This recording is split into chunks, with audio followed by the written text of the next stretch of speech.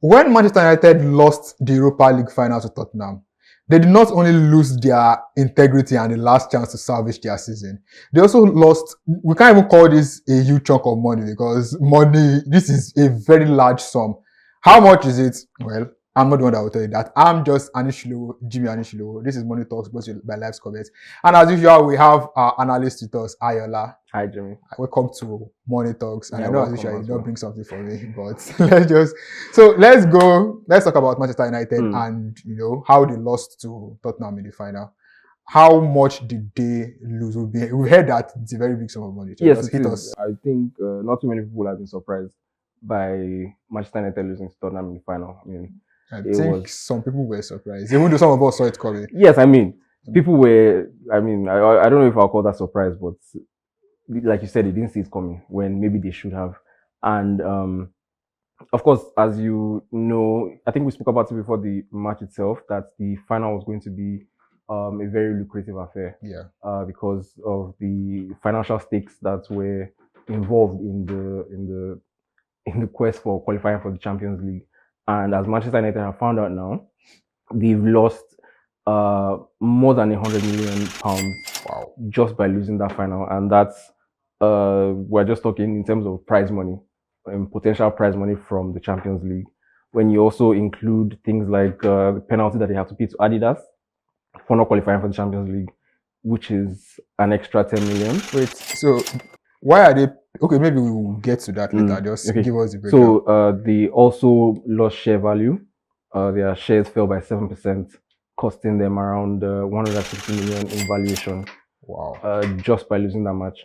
And then you also think of the lost gate receipts and the lost match day revenue that they would have made, which is around 48 million, 24 to 48 million for just the Champions League next season. So when you total everything up, they're losing close to 200 million pounds just for losing one match. So that's if we do the math, that's so crushing numbers. So when Ineos and Sir Jim Ratcliffe are crying, it's not like they are crying for Yes, losing I mean, the match. they They know why they know why they are crying. They know why they are crying. I mean, if they were able to make this money without even winning a cup, I'm sure they would have found a way.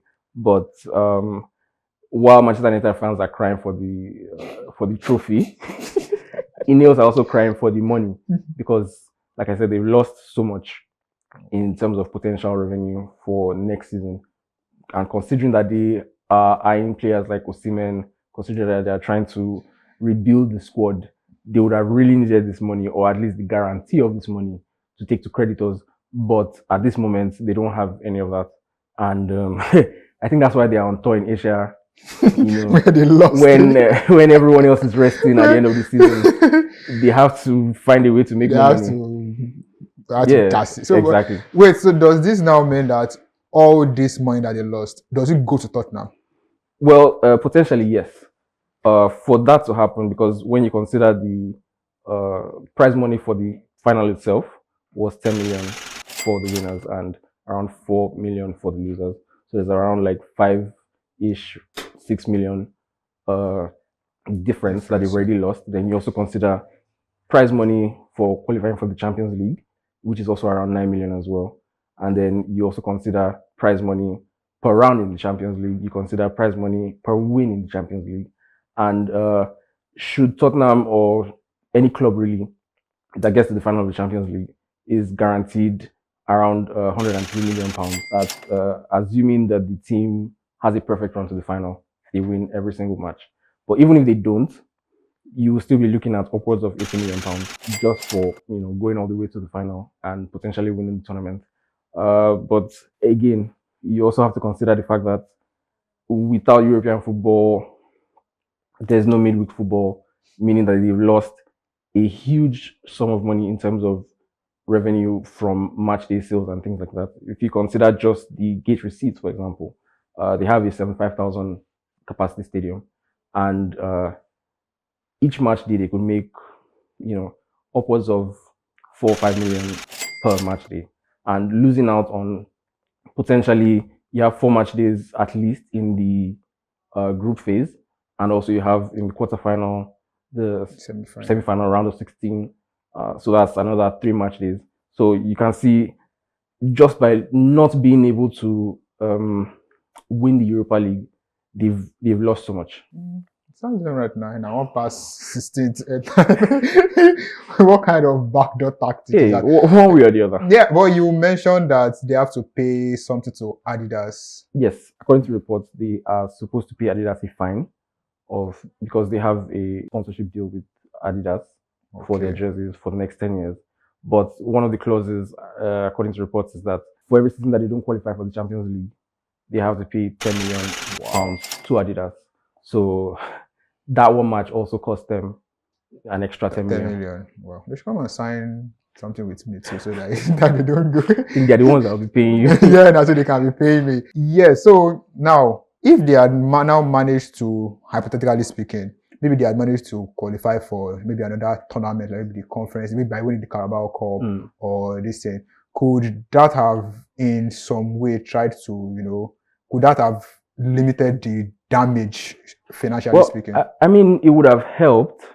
For it to even make any scratch, they would first of all have to win the tournament because Chelsea. Which we all know they are incapable of doing at this moment. We saw Chelsea win the tournament and they made around 21 million pounds from the entirety of the Conference League. But while it sounds now plus all that money that you were talking about for entering the Champions League.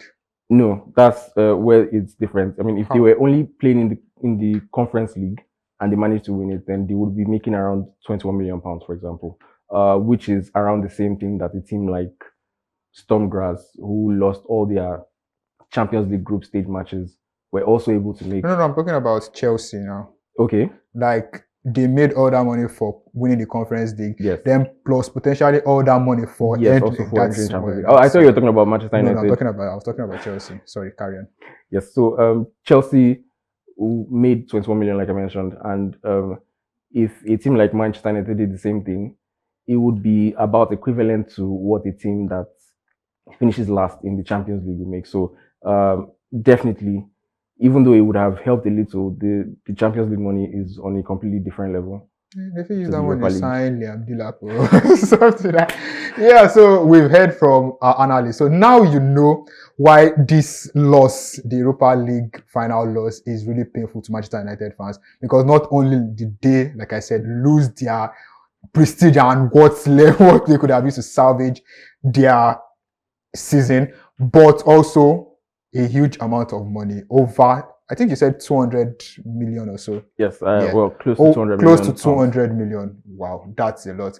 But what about you guys? What do you think about this? Let us know your thoughts in the comments. I am Anushilo, Jimmy Anushilo, and this is Money Talks, brought to you by Dice Comments.